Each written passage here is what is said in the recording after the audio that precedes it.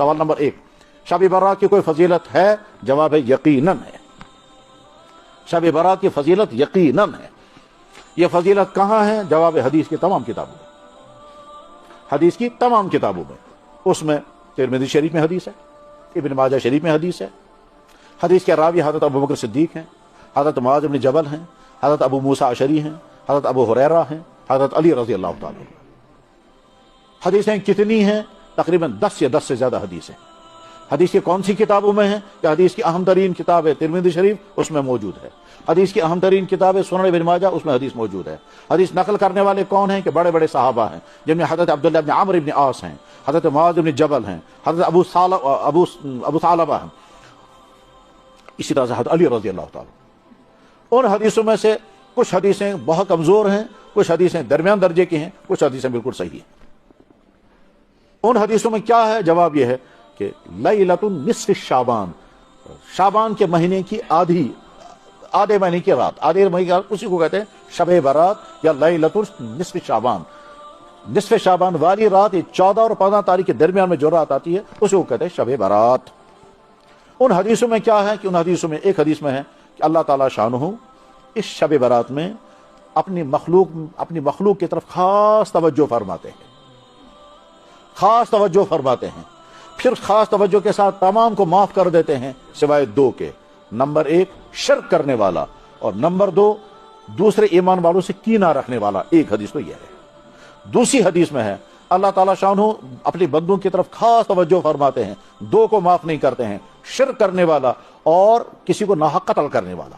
ایک تیسری حدیث میں ہے اللہ اپنے بندوں کی طرف خاص توجہ فرماتے ہیں، ماں باپ کے نافرمانی کرنے والے کو معاف نہیں کرتے، شرابی کو معاف نہیں کرتے، رشتہ داروں کے ساتھ تعلقات کٹ کرنے والے کو معاف نہیں کرتے، کینہ رکھنے والے کو معاف نہیں کرتے، ٹخنوں سے نیچے ازار لٹکانے والے کو معاف نہیں کرتے۔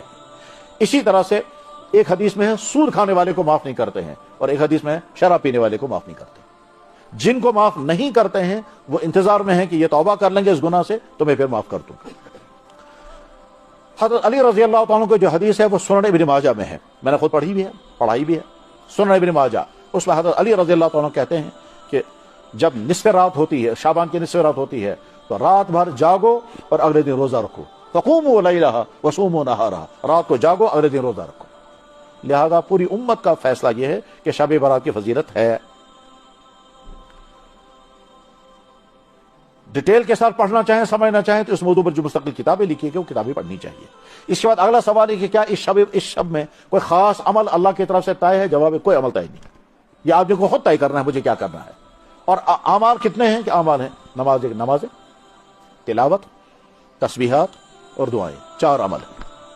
آپ نمازیں بھی پڑھیں جتنی چاہیں پڑھیں، صلاۃ الحاجت پڑھیں، صلاۃ الحاجت پڑھیں، نماز استخارہ پڑھیں، نماز استغفار پڑھیں، جتنی چاہیں نمازیں پڑھیں۔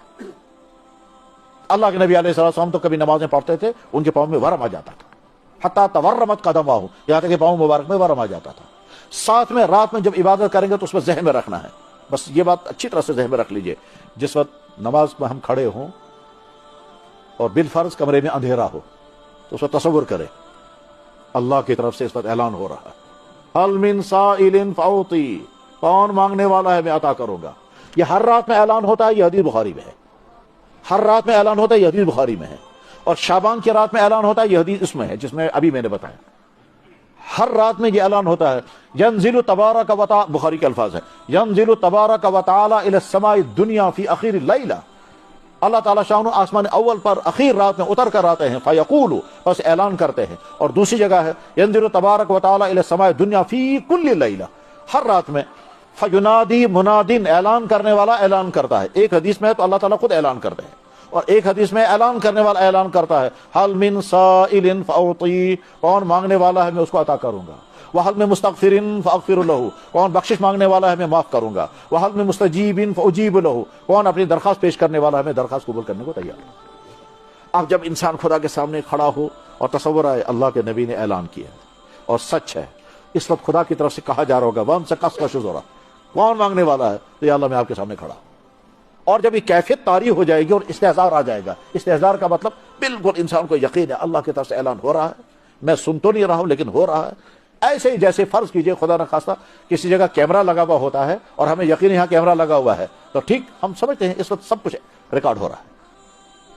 ایسے اللہ تعالیٰ سن رہے ہیں اس وقت اور اللہ تعالیٰ کی طرف اعلان ہو رہا ہے. میں اللہ کے سامنے کہہ رہا ہوں یا اللہ آپ نے کہا حل من سائل میں سائل ہوں, آپ نے کہا حل میں مستغفر میں استغفار کر رہا ہوں, اللہ نے آپ فرما رہے ہیں حل میں مستغفر میں پیش کر رہا ہوں. پھر اپنے معاملات پیش کریں. تو اس کیفیت کے ساتھ, اس جذبے کے ساتھ, اس روحانیت کے ساتھ, اس استحضار کے ساتھ جب نماز پڑھیں گے تو جناب والا نماز پڑھنے میں لطف بھی آئے گا. اور اس لطف آتے آتے ایک چیز اور ذہن میں لانی ہے, وہ کیا؟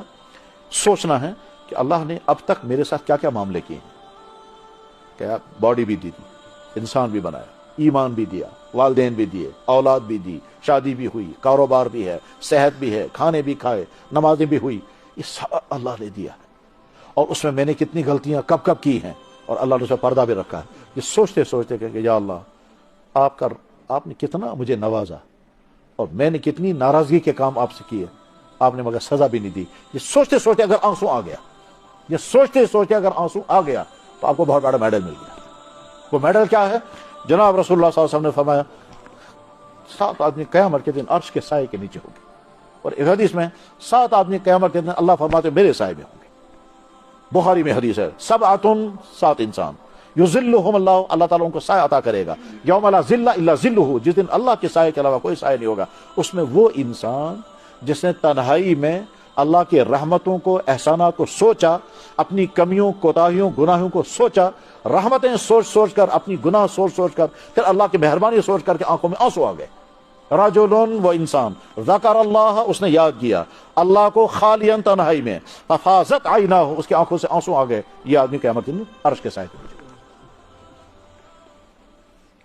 جب آپ اکیلے میں بیٹھ کے سوچیں خدا کہتا جائے کیا کیا کروں, اسی میں ایک چیز یہ بھی سوچنی ہے میں نے کہاں کہاں کیا کیا غلطیاں کی ہیں. جب سوچنے لگیں گے تو یاد آئے گا فلاں جگہ گھر میں, دکان پر, سڑک میں, بازار میں, گھومنے گئے تھے وہاں, پارک میں, ہوٹل میں, گاڑی میں گھومنے گئے تھے وہاں باہر, وہاں کہاں کہاں کیا کیا کیا ہے کسی کو پتا نہیں, ماں باپ کو بھی پتا نہیں, اولاد کو بھی پتا نہیں. مجھے کچھ یاد ہے, مجھے کچھ یاد ہے. اللہ نے سب پر پردہ رکھا ہے. خدا مہربانی تو ایسی پردہ نہ کری تو رسوا, نہ دو تو سزا, نہ سزا دی نہ رسوا کیا. یہ سوچتے سوچتے اگر آنکھوں میں آنسو آ گیا بس سمجھو وہ میڈل آپ نے مل. اللہ تعالیٰ عمل کرنے کی توفیق عطا فرمائے. وآخر دعوانا ان الحمد للہ رب العالمین برحمتک یا ارحم